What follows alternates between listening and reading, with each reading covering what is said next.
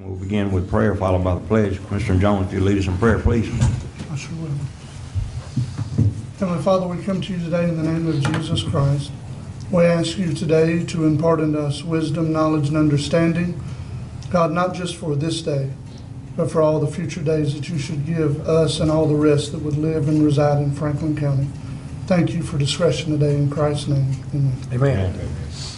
Amen. I pledge allegiance to the flag of the United States of America, and to the republic for which it stands, one nation, under God, indivisible, with liberty and justice for all.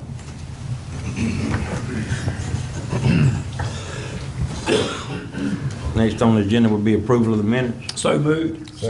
We have a motion on the floor by Commissioner Massey, second by Commissioner Lockley. Any further discussion? All those in favor? Aye. All opposed? That motion carries. Next will be payment of county bills. So moved. Second. We have a motion on the floor by Commissioner Lockley, second by Commissioner Jones. Any further discussion? All those in favor? Aye. All opposed? That motion carries. Next will be the Department Director's Report. Mr. Howard Neighbor, Superintendent of Public Works. Morning, Commissioner. How y'all doing this morning? Good. I've got nothing for the board this morning, so everything's good at this time. Anything from the board for Mr. Howard? Being no comments, have a good day, Mr. Howard. You too. Next would be Mr. Fonda Davis, Solid Waste Department. Good morning, Commissioner. On it, bud. Good. I don't have anything from the board this morning. Any comments from the board members? I appreciate you helping me out yesterday. Yes, sir. Done a good job cleaning up All right. for the festival fund. Mr. Chairman, I do have an item for my report. Item number 7 on my report.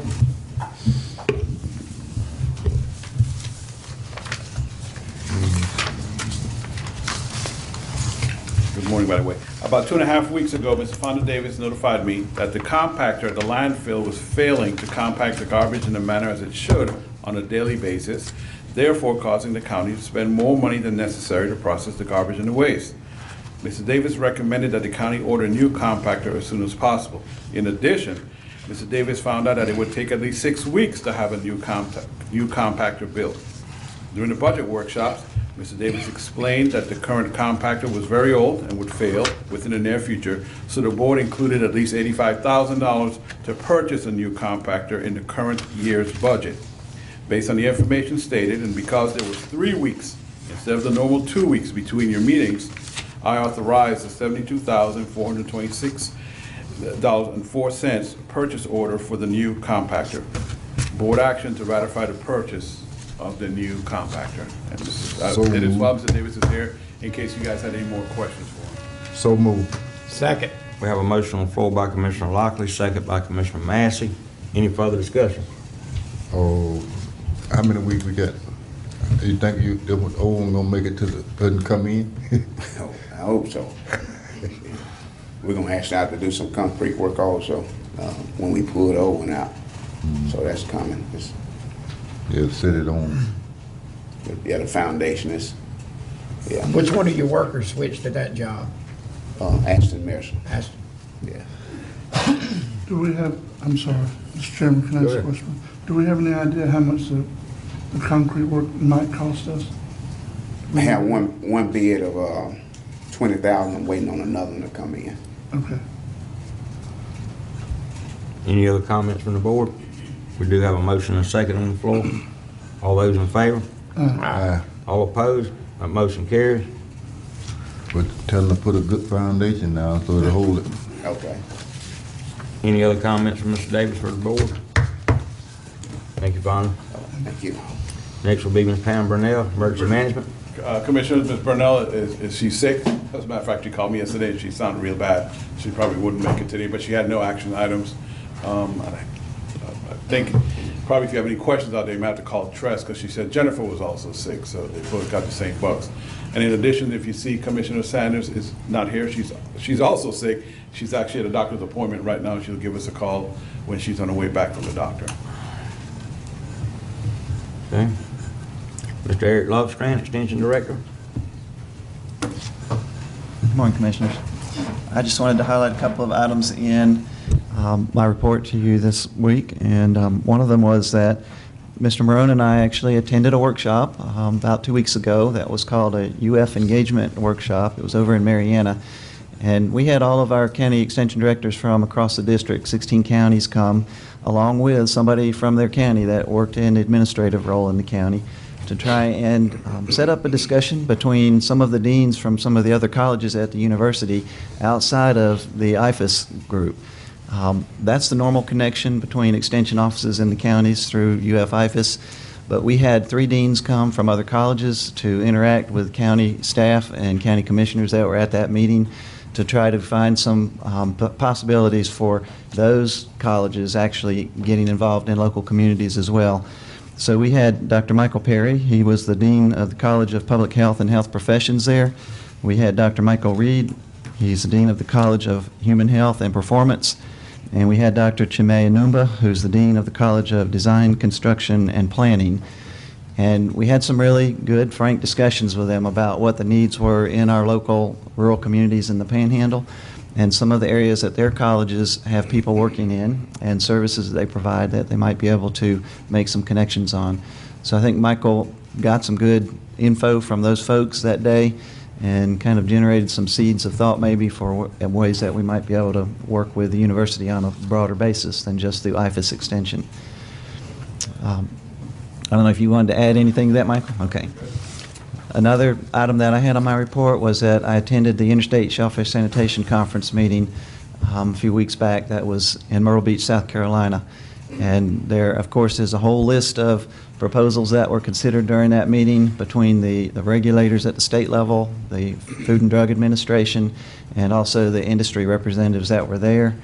Tommy Ward was there representing our community for that meeting as well.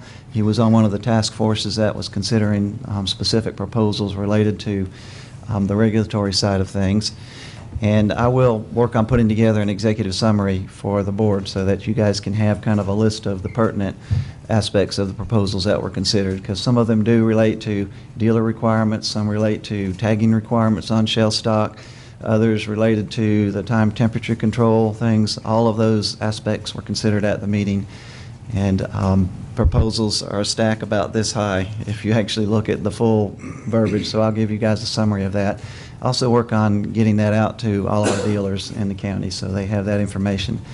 Those proposals that went forward and action was taken on will actually go into effect when the new National Shellfish Sanitation Program manual is printed, which usually takes effect about 6 months after that meeting each time. And that is a biennial meeting. It only occurs every 2 years. I do appreciate you putting together that executive summary, because I was fixing to ask you what was detrimental to our industry here in Franklin County, but we'll hold off on that discussion, being you've not quite got your executive. I have a few things summary highlighted, but I'll put that together in a form that you guys can look at and understand easily. Yeah, If you would get it to Mr. Marone, and he could email it out to the commissioner. sure will. All right. Any other comments from Mr. Eric this morning from the board? Mr. Eric, Yes, sir. was anybody from the state of Florida there? Oh, yes, sir. We had, there were at least 3 people from the Department of Agriculture and Consumer Services, our state regulating agency for shellfish. Cal Knickerbocker was there, and Kim Norgren, and Jill Fiegler, who both work in their office up in Tallahassee. And those are the 2, Kim and Jill, that come down here and do inspections at our plants down here. Yep. Okay. Cal is actually the, he's the voting delegate on the conference for the state here. So he's the one that actually will cast a vote based on whether or not these things go to be passed when they take it to the General Assembly in that meeting as to what the committees have recommended. Well, it look like Cal voting for everybody but Appalachia. They putting us on the list. Is Cal getting ready to retire? You know, I have heard rumors of that, but I don't have an idea of what his time frame is. We've had this problem before with previous representatives, Commissioner, because they work, you know, they work for the governor and whatever the state of Florida wants, and so we've had this problem before at the ISSC. Any other comments from Mr. Eric? Yeah, it's kind of a it's a very complex interaction between the regulators and the industry folks there. But it is the only forum where industry gets a voice at the table, really, to come up there and say what they think is going to be onerous in terms of regulations. And it does make a difference, honestly. I see some of these regulations that get suggested and pushed forward, and industry folks push back and make common sense recommendations, and they do get heard in that setting. It's the only place where that can happen. Otherwise, they'd be making these regulations, in a vacuum. Any other comments from the board for Mr. Eric? Thank you, Eric, for coming Yes, sir. in today. Thank you. Next will be Mr. Bubba Branch, EXP presentation.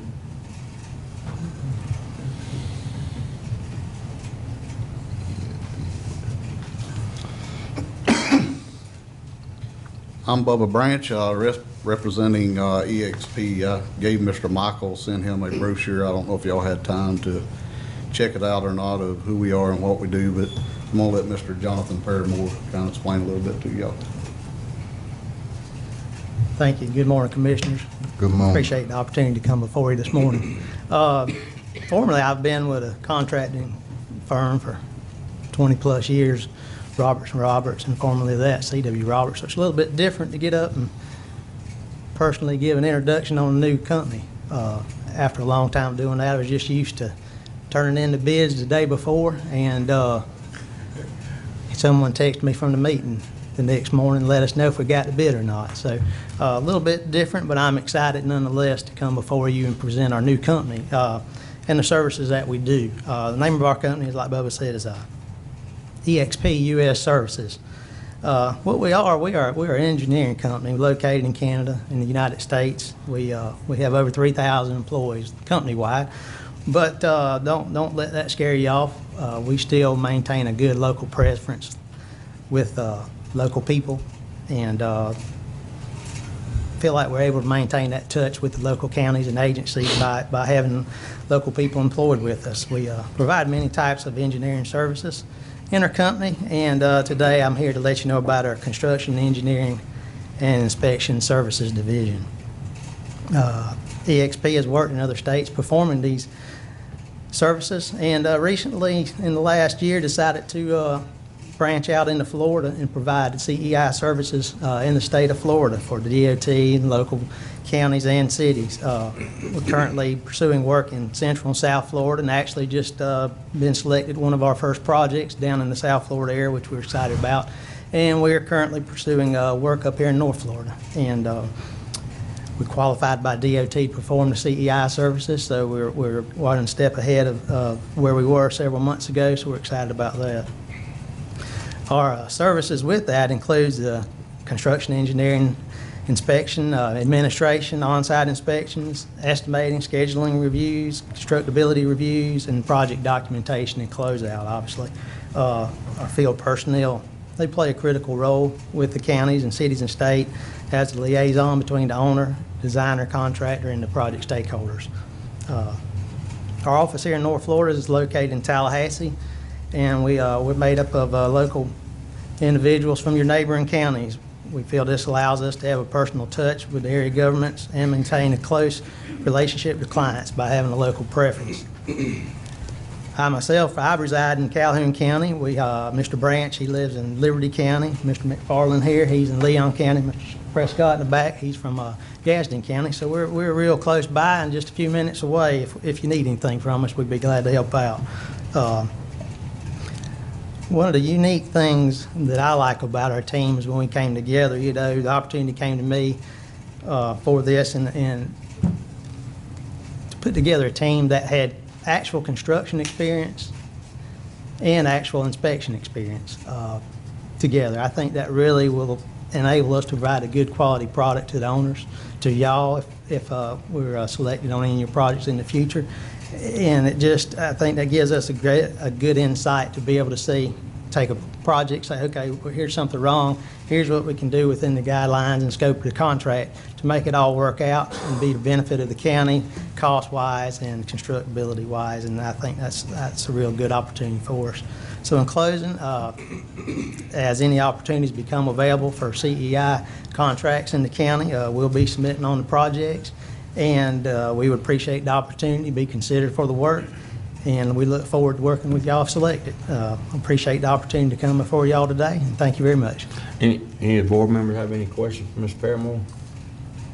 I got one statement, and looking at your list of services here, it's very broad, from architecture to highways and bridges. I mean, so looks like your firm's able to handle much of anything. Electrical engineering, mechanical engineering. I mean, it's just many different services that can be provided. And I appreciate the information. I appreciate y'all coming in this morning. Thank you. To highlight and let the commission know exactly what services you do provide and that you're available to do work. We do appreciate y'all coming in this morning. Thank y'all again. We appreciate it. Thank you. Next will be Ms. Sarah Hines, Health Department update. Good morning. Morning. My name is Sarah Hines. I'm Assistant Director for the Florida Department of Health in Franklin and Gulf counties. It's a beautiful day. It was a beautiful weekend. I was reminded of that aerial view on the top of the Ferris wheel at the Seafood Festival. I had a great time with my 4-year-old. Anyway, I'm here today just to highlight one of our programs. I promised in our past meetings that we would always come to a meeting at least once a month just to share a program and some of the successes behind it, excuse me. So when it comes to the health of the environment or the health of the community or the health of the people, public health is always there. And today I just wanted to highlight our clinical program and the people behind that program. So Ms. Helen Cook. Ms. Helen Cook, our ARNP, is going to present on that. Well, actually, what I decided to do is let the people that have their hands on the patients every day besides me speak. But first, I just wanted to mention something to you. Outside of the clinic activities that we do Monday through Friday, 8 to 5, these ladies and myself and many other people in the health department, we're out in the community doing other services, and that's what I asked them to highlight to you today, so that they can just tell you a little bit about what they did. But before we do that, I want to mention something that I really want to recognize them for is back in when we had the Hurricane Irma come through, our nursing staff, the clinic staff, works very closely with EOC, and we help man the ESF8 desk, the help desk at Emergency Operations Center. And one of the things that we do is we work with a special needs coordinator, Jennifer Daniels. And what we do is when someone applies for a special needs shelter application saying that they have a health need, and if they have to evacuate, they would need to go to a shelter, we receive that application and we review that case by case, each individual one that we receive, and we call those people and we go through their health problems, their medications, and make sure, yes, this person is a special needs client, and yes, this is something within our capabilities. And so once we establish, they go on our list, our special needs shelter list, and once they're on our list, when we get this hurricane that looks like it may track towards Franklin County and there may be a possibility that we have to evacuate, we don't wait till it's time to pack and go. We start calling these people days ahead, and these are the ladies that help me do that. We start calling these people and saying, hey, you know, there's a storm out there. You know, hurricane preparedness. Do you have pets? Do you have plenty of medications? Do you have food? And we check on these people several days in advance. We let them know we're going to stay in touch with you, and if it becomes necessary to evacuate, there will be arrangements made to assist you in evacuating. We encourage people to evacuate with family to a place of safety, because a shelter is just a gym. You know, it's a safe place to be that we can provide some basic needs, but it's not the best place. But it is a safe house. And these nurses, I like to tell about. This is Lisa Hogan. She's been with the health department for quite a while. And this is Emerald Larkin, and she's one of our new nurses. And she started in, she first started, I said, Emerald, I've worked for the health department for many years, almost 30 years, and I've only had to work a shelter twice. I said, but it is part of our job duty, so you have to know that, you know, we are required to work special needs shelter. Within the first month that she started, she got to have that experience, and it was really good. I sent out 3 teams to the special needs shelter in Leon County from Franklin County that were there to meet and greet and take care of Franklin County residents. And I just wanted to acknowledge those people. Vanessa Edenfield, she's our school health coordinator, went. Emerald Locken went, and Lisa Hogan went. And along with them, they took D.T. Simmons as a support person. They took Kimberly Stallworth and Tawny Mahaffey went. So I just wanted to mention that because I really did appreciate that these ladies stepped up and, you know, they were there to help these people when they got there, and they stayed until the people were put back on the bus to come back to Franklin County. So they were taken care of by Franklin County people when they arrived until they left. So you want to, okay? Thank you so much for affording us the opportunity to come before you today and tell you a little bit about what we do in the health department and also in our community, because it is our community, your community, everybody that's here, it's our community. We want to make sure that we keep these people safe, keep this environment safe, and just a bit about us. For the past month and a half, we have done flu shots at the courthouse here, the Carabel Senior Center, as well as the Apalachicola Senior Center. I personally have attended the Body and Soul class that promotes health education as well as healthy lifestyles. I provided some breast cancer awareness since it was October in that class. We offer pre-HIV exposure prophylaxis.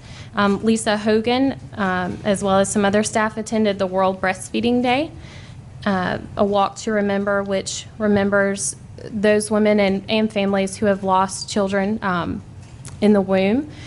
And I've collaborated with a community resource guide with the CHIP collaboration, which is Community Health Improvement Plan, improving the health of this community.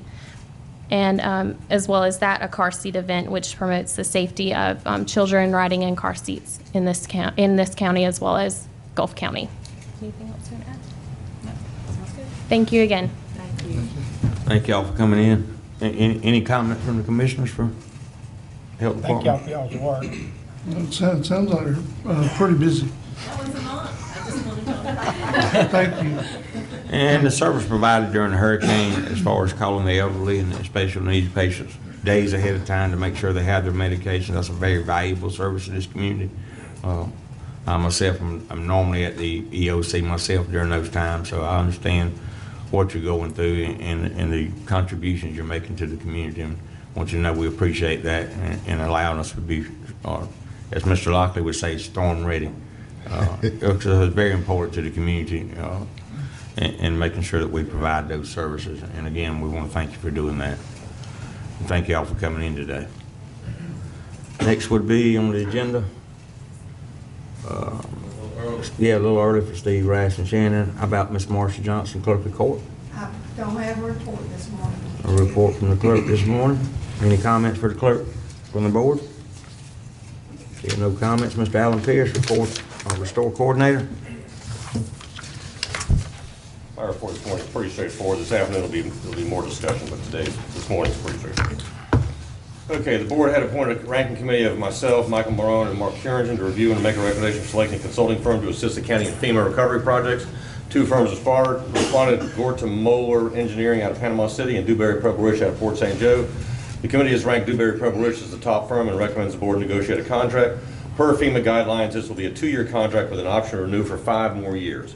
Board action to accept the committee recommendation and direct county attorney to negotiate a contract with Dewberry Purple Rich. Pleasure of the board. So moved. Second. I have a motion on the floor by Commissioner Lockley, second by Commissioner Jones. Any further discussion? All those in favor? Aye. All opposed? That motion carries. Number 2, update on Alligator Drive environmental assessment, or known as an EA. The FEMA consultant has finished the EA, and starting on November 9th, the EA will be available for public comment.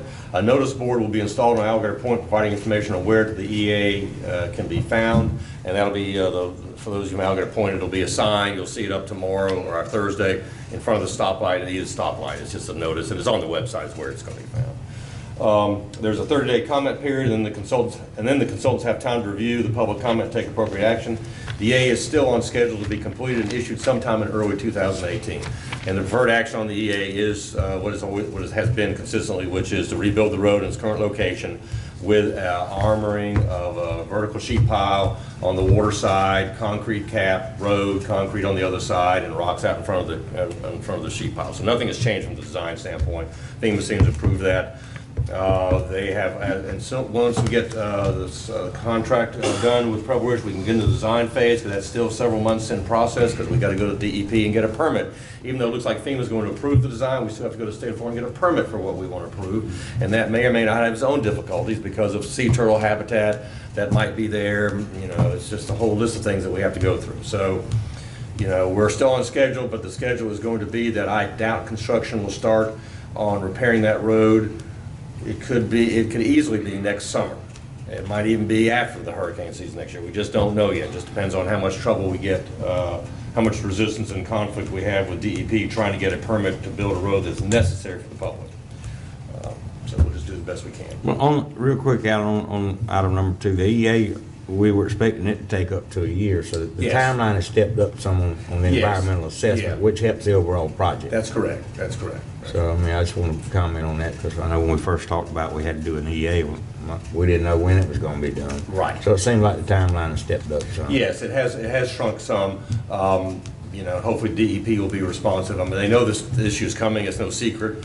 You know, they know what we need to do, and they know what our course of action will be. So I don't expect a big deal, but there's still, you know, a permit has so many days for them to review it, and, you know, it just takes time. Right. Question.